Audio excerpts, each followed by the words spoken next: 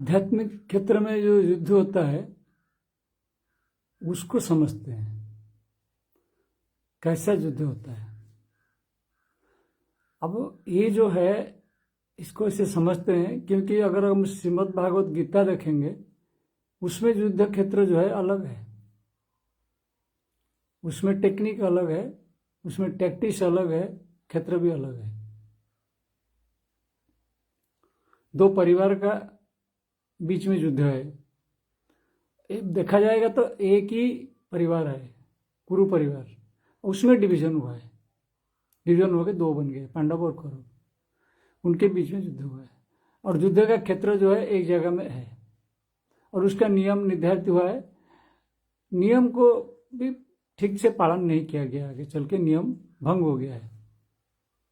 पर यह एक युद्ध क्षेत्र का स्टाइल से युद्ध शुरू हुआ है और ये जो स्टाइल है ये क्या है, एक एक करके युद्ध क्षेत्र में एक एक दिन जो है एक रण कौशल बनाते हैं, कोई सेनापति बनता है उधर से इधर से और युद्ध होता है। तो ये जो है ये आध्यात्मिक साधना का ये उपाय बनाया गया, इसमें बताया गया। Steady, slow and steady, slowly दोनों पक्ष में युद्ध होता है, जो नेगेटिव और पॉजिटिव एनर्जी दोनों में लड़ाई होता है अंदर साधना में। तब इसी चीज को जो है अगर हम अलग शास्त्रों में देखेंगे अलग टाइप का है। अगर ये श्रीमद् भागवत गीता का बात है, अगर अष्टावक्र गीता में जाएंगे वहां ऐसा युद्ध क्षेत्र नहीं है, वहां भी साधना है, साधना क्षेत्र तो है, पर वहां ऐसा युद्ध क्षेत्र नहीं है।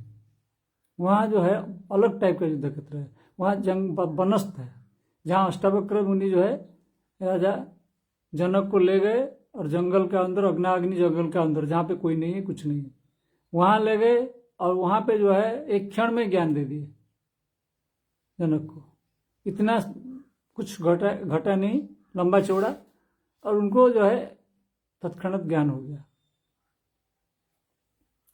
अगर हम योग वशिष्ठ में जाएंगे रामायण में, तो वह क्षेत्र जो है जैसे दशरथ का जो महल था, राजमहल था, वहां पे वशिष्ठ मुनि को लाते थे निमंत्रण करके और वहीं पे वो बताते थे उपाख्यान।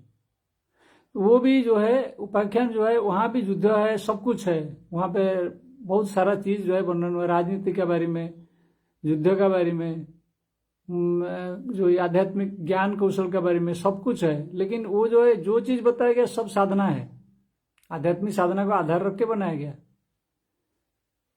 लेकिन वहां जो है जैसे स्वप्न स्थिति है वैसे बनाया गया,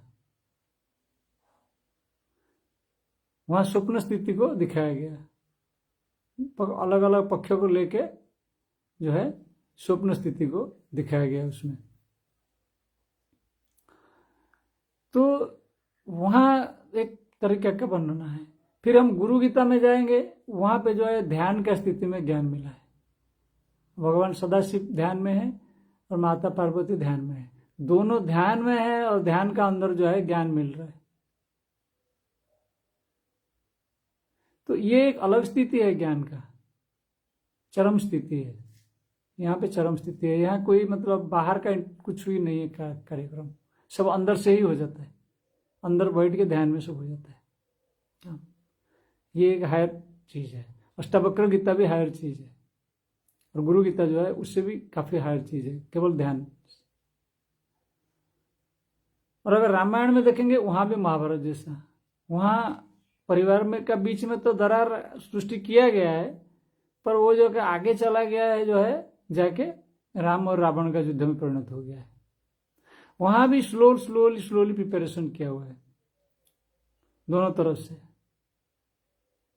लेकिन यह जो है एक चीज हमको देखना पड़ेगा, जैसे रामायण का युद्ध हो या जैसे भगवान कृष्ण का कंस का साथ युद्ध है, ये दोनों को हम देखेंगे, गौर से देखेंगे तो दोनों में क्या है, इस तरफ से राम हो व कृष्ण हो, ये दोनों प्रिपेयर है युद्ध करने के लिए हर मुहूर्त में, हर मोमेंट में, मोमेंट टू मोमेंट प्रिपेयर है, युद्ध क्षेत्र में उतर रहे हैं। पर उधर से क्या है, जो सेना नायक है, मेन है, वो पीछे रहता है, न कंस और रावण सामने नहीं आता है, वो दूसरे असुरों को भेजते हैं, ये एक एक को मारते चले जाते हैं। तो साधना में धीरज रख के आगे आगे चलना चाहिए, बाधा आएगा, बाधा को अतिक्रम करना है, ये जो है इंडिकेशन, संकेत दिया गया है। जो जो बाधा आएगा धीरे धीरे आ जाना है। तो ये जो है नॉर्मल साधक के लिए यही मेथड है, नॉर्मल साधक के लिए यही मेथड बताया गया जो रामायण और महाभारत का युद्ध बताया गया है। गीता भी शुरुआत के लिए ही बताया गया है। इससे थोड़ा आगे चलेंगे तो जो है जो अष्टावक्र गीता या योग वशिष्ठ है, और उससे आगे चले जाएंगे तो गुरु गीता। पढ़ने के लिए तो कोई गीता कोई पढ़ सकता है, पर उसको आत्मसात करने के लिए जो स्टेज है वो एक एक करके स्टेज पास करना पड़ता है। तो ये जो है, और आजकल का दुनिया में क्या है अगर हम देखेंगे तो गुरु जो है चारों तरफ अवेलेबल है, इंटरनेट में छाए हुए हैं गुरु। पहले जमाने में ऐसा नहीं था। पहले जमाने में शिष्य जो है गुरु को ढूंढने के लिए कहीं पहाड़ का गुफा में जाता था, ढूंढ के पहुंचता था। कभी जगह कोई गुरु के पास कोई एक आधा शिष्य जगह पहुंचते थे मुश्किल से, और उनको ज्ञान प्राप्ति होता था। वहां पे जो है वो रहते थे, ज्ञान अर्जन करते थे, उस सिचुएशन के साथ जो है एडजस्ट होकर ज्ञान सीखते थे। और आजकल जो है वो सिचुएशन नहीं। आजकल अगर कोई जाएगा भी पहाड़ में गुफा खोजेगा ढूंढेगा तो गुरु मिलेगा कोई मायना नहीं है, कोई मीनिंग नहीं है उसका, उसको श्योरिटी नहीं है कि गुरु मिलेगा कि नहीं मिलेगा, बहुत मुश्किल है। क्योंकि वहां भी जो है ऑक्यूपाई किए हुए हैं लोग, तो वहां भी ऐसा नहीं है कि आपको कोई ऐसे गुरु मिल जाएंगे कि वहां पे जो आपको ज्ञान मिल जाएगा, कोई गारंटी नहीं। बहुत सारा समस्या आजकल है।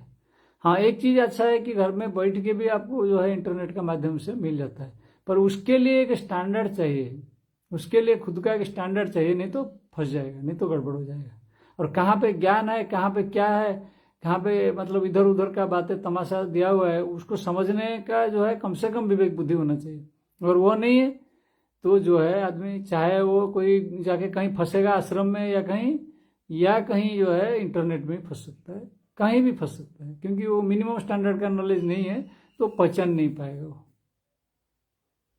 बड़ा मुश्किल हो जाएगा उसको। तो ये सब चीज को अभी ध्यान में रखते हुए हमको चलना है। गुरु बहुत है, गुरु का कमी नहीं है। ऐसे तो देखा जाएगा तो कहीं भी मतलब जो है जैसे मतलब प्रकृति को गुरु बना के भी कोई चल सकता है आगे, या किसी को भी गुरु बना के अपने अंदर जो है जो चीज हमको जितना अनुभव है उसी हिसाब से चलना चाहिए। पहले उसी को ही प्रैक्टिस करना चाहिए, उसको प्रैक्टिस करके आगे चलने से जो है क्या होगा, जो कुछ शास्त्र में दिया हुआ है थोड़ा थोड़ा पढ़ के और खुद कोशिश करके जो है आगे चलना चाहिए, तो उसके बाद जो है रास्ता खुलेगा। लेकिन ऐसा नहीं एकदम से कूद जाएगा तो होगा नहीं। ऐसे इसीलिए दिखाया गया है कि एक एक करके स्टेप जो है अतिक्रम करना पड़ता है। महाभारत रामायण जो है एकदम से नहीं हुआ। राम का सीताहरण हो गया, लेकिन राम एकदम से रावण के पास कूद नहीं गए, फटाक से जाके पहुंच नहीं गए, मंत्र करके या कुछ राम का पास जो पावर था लगा के जाके रावण के पास पहुंच जाते एकदम से, मार दूंगा ले जाऊंगा, इस तरह ऐसा नहीं दिखाया गया। क्योंकि इसको लोगों को अभ्यास करना है, शास्त्रों में जो बताया गया लोगों को अभ्यास करना है उसको, वो साधारण मनुष्य में मर्यादा में रह के उसको बनाया गया है ताकि लोग उसको अभ्यास कर पाए, धीरे धीरे करके साधना में उतार पाए। इसलिए मैं बार बार बोल रहा हूँ अष्टावक्र गीता जो है थोड़ा हायर है, योग वशिष्ठ थोड़ा हायर है। तो पहले जो है ये चीज को रामायण महाभारत का जो तत्व है उसको पहले समझना चाहिए, पहले गीता को समझना है। श्रीमद् भागवत गीता सबके लिए है, पहले उसको समझना है। धीरे धीरे करके जो है अपने अंदर से जो है जो खामियां हैं उसको मिटा के आगे आगे चलना चाहिए। यह जो है शिक्षा है। हरि ओम तत्सत।